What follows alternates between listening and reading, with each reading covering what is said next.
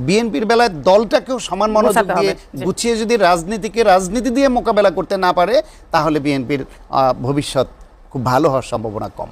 সারা দেশে মানে বিজয়ী বিএনপি পরাজিত জামাতের উপরে আক্রমণ চালিয়েছে, খুন করেছে, বাড়িঘর পুড়িয়েছে, যেসব বললেন এগুলোর বেশিরভাগই ভুয়া।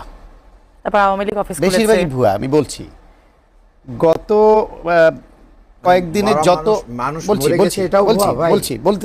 বলতে দেন, শেষ করতে দেন। বেশিরভাগই ভুয়া। বাংলাদেশে নর্মালি প্রতিদিন সামাজিক সন্ত্রাস বলতে যেটা হয় বা পারিবারিক কলহ থেকে যেই অনিষ্ট হয়, সেটার সংখ্যাটা অনেক।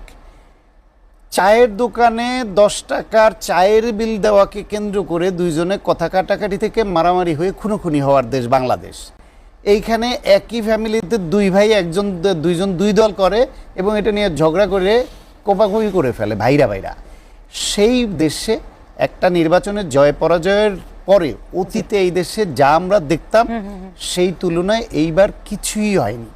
তবে তারপরও যেটুকু হয়েছে সেটুকুও নিন্দাযোগ্য এবং না হওয়া ভালো ছিল।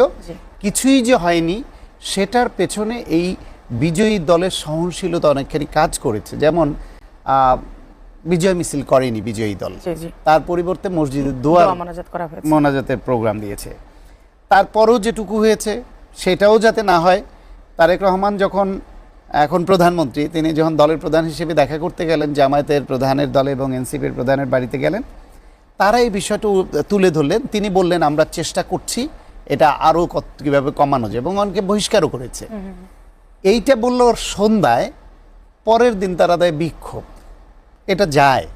এটা কি কোনো আচরণ হতে পারে যে ভাবি প্রধানমন্ত্রী যিনি ব্রুট মেজরিটি পেয়েছেন, তিনি দেখা করতে গেলেন, আলোচনাও হলো, বললে তার কাছে প্রসঙ্গ তুললো, তিনি বললেন আমরা চেষ্টা করেছি, আমি আরও চেষ্টা করছি, পরের দিন বিক্ষোভ করে তারা গেল। এইটা কথায় কথায় এই এক্সাজারেশন কি বলে, আমাদের 53টা সিটে জয় পরাজয় হয়েছে 5000 ব্যবধানে।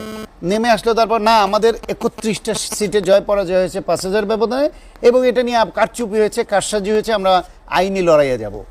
রিয়ালিটি হচ্ছে টোটাল 21টা আসনে 5000-এর কমে জয় পরাজয় ব্যবধান। 21টা আসনে, 21টা।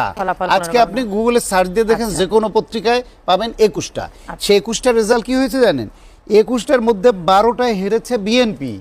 5000-এর কম ব্যবধানে যে জয় পরাজয়, যে হার্ড কন্টেস্ট, তার মধ্যে 21টার মধ্যে 5টা হেরেছে বিএনপি, 12টা হেরেছে বিএনপি, 5টা হেরেছে মাত্র জামাত। এনসিপি হেরেছে একটায়, খেলাপথ একটায়, অন্যান্য স্বতন্ত্র একটায়, এলডিপি একটায়, এরকম হয়েছে।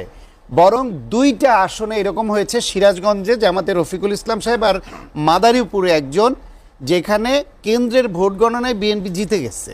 বিএনপির নেতাকর্মীরা উল্লাস করা শুরু করেছে। তারপর আসলো পোস্টাল ব্যালট গণনা দেখায় বিএনপি পায় 800 আর জামাত পায় 2500-এর উপরে। সেটা দিয়ে যেহেতু কম ব্যবধান ছিল, 2 জায়গায় জামাতের প্রার্থী একজন, জোটের প্রার্থী একজন জিতে গেল। অথচ এই পোস্টাল ভোট নিয়ে কিন্তু বিতর্ক ছিল এবং বিএনপির অভিযোগ ছিল যে এইটা নির্বাচন কমিশন পাঠিয়েছে, এটা ওপেন করেছে, জামাতের হাতে পড়েছে, তারা বিলি করেছে, এবং এইখানে অনেক রকমের কারসাজি হয়েছে। তারপরও বিএনপি ওটা নিয়ে অভিযোগ তোলা উচিত ছিল। পাবনায় হাবিবুর রহমান হাবিব ভাইয়ের ওইখানে জামায়াত কারসাজি করে নিচ্ছে, সে অভিযোগ আছে। এই অভিযোগটা পাল্টাপাল্টি। এবার আক্রমণের কথায় আসি। নির্বাচনের দিন খুলনায় মহানগর বিএনপির দপ্তর সম্পাদক কেন্দ্রে যাওয়ার পরে দেখে জামায়াতের নেতারা ভেতরে প্রচার করছে, কেন্দ্রের ভিতরে তাদের প্রচার করছে। নিষেধ করাতে তার সঙ্গে কথা কাটাকাটি, এক পর্যায়ে হাতাহাতি, ধাক্কা লেগে উনি পড়ে গিয়ে গাছে আঘাত পান। হাসপাতালে নিতে তিনি মৃত্যুবরণ করেছেন। এইরকম নির্বাচনের পরেও 2 জেলায়, মুন্সিগঞ্জে একজন আর একটা কোথায় 2জন লোকের মৃত্যু হয়েছে। সেই মৃত্যু 2টাকে বিএনপি কিন্তু ওইটাকে খুব বড় করে দেখায়নি, ওটা তদন্ত হবে, আদালতে যাবে, কিন্তু বলেনি যে জামায়াত আমাদের নেতাকে মেরে ফেলেছে, কিন্তু জামায়াত বড় করে দেখালো। দ্বিতীয় যেটা, একটা ধর্ষণের ঘটনাকে মিথ্যা অপবাদ দিয়ে যে ভোট দেওয়ার কারণে বিএনপি ধর্ষণ করেছে, সেটা দিয়ে সেই সুবর্ণচরে নোয়াখালীতে আওয়ামী লীগের সময় ধানের শীষে ভোট দেওয়ার জন্য যে ধর্ষণের শিকার হয়েছিল নারী, ওইটার সঙ্গে সিনক্রোনাইজ করে অপপ্রচার শুরু করলো। জামায়াত যে তাদের অফিসিয়াল পেজে, গত পরশুদিন তাদের অফিসিয়াল পেজে তারা বলেছে, ফেসবুক পেজে, 16টা জেলায় নাকি জামায়াতের বাড়িঘরে হামলা হয়েছে, আক্রমণ হয়েছে, কুপিয়েছে, এইসব কাহিনী দিয়েছে। প্রথম আলো এর আগের দিনও যা যা অভিযোগ করেছিল প্রথম আলো সেটা নিয়ে অনুসন্ধানী রিপোর্ট করেছে। তার মধ্যে অনেক জায়গায় এটা ফেক, 18 সালের আওয়ামী লীগ মেরেছে সেটাকে চালিয়ে দিচ্ছে। এই 16টার মধ্যে প্রথম আলো গিয়ে সেখানে জিজ্ঞেস করেছে সব জায়গায় স্থানীয় প্রতিনিধি, তারপরে ওসিকে জিজ্ঞেস করেছে, এসপিকে জিজ্ঞেস করেছে, ফাইনালি ওই এলাকার জামায়াতের দায়িত্বশীল নেতাকে জিজ্ঞেস করেছে। খুলনা এরকম যে সহিংসতার কথা তারা বলেছে ফেসবুক পেজে, সেখানে খুলনার 14টি আসন নির্বাচন পরিচালনার দায়িত্বে ছিলেন ওনাদের নেতা শফিকুল আলম, যিনি শুরা সদস্য। তাকে জিজ্ঞেস করেছে এই ঘটনায়, তিনি বলছেন এই এলাকায় এমন কোনো ঘটনা ঘটেছে, সংঘর্ষ ঘটেছে বলে আমার জানা নাই এখন পর্যন্ত। গোপালগঞ্জে এরকম একটা সহিংসতার খবর, এই 16টার মধ্যে আরেক জেলা গোপালগঞ্জ এক আসনের জামায়াতের প্রার্থী যিনি ছিলেন মোহাম্মদ আব্দুল হামিদ, ওনাকে জিজ্ঞেস করেছিলেন, বলছে না আমার এলাকায় এখন পর্যন্ত নির্বাচনের পরে নির্বাচনী সহিংসতা হয় নাই।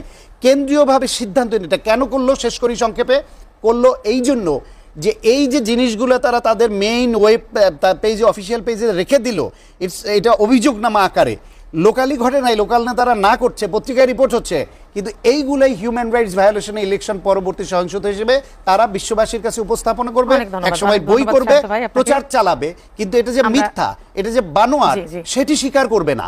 নির্বাচনের আগে যেরকম সততার নাম বলে ধর্মের নাম বলে সবচেয়ে বড় দুর্নীতিটা করেছে, টাকা দিয়ে মানুষের কাছ থেকে 5 বছরের জন্য রায় কিনতে চেয়েছে, এরকম দুর্নীতি করেছে, এখনো তারা এরকম মিথ্যা রাস্তা নিচ্ছে।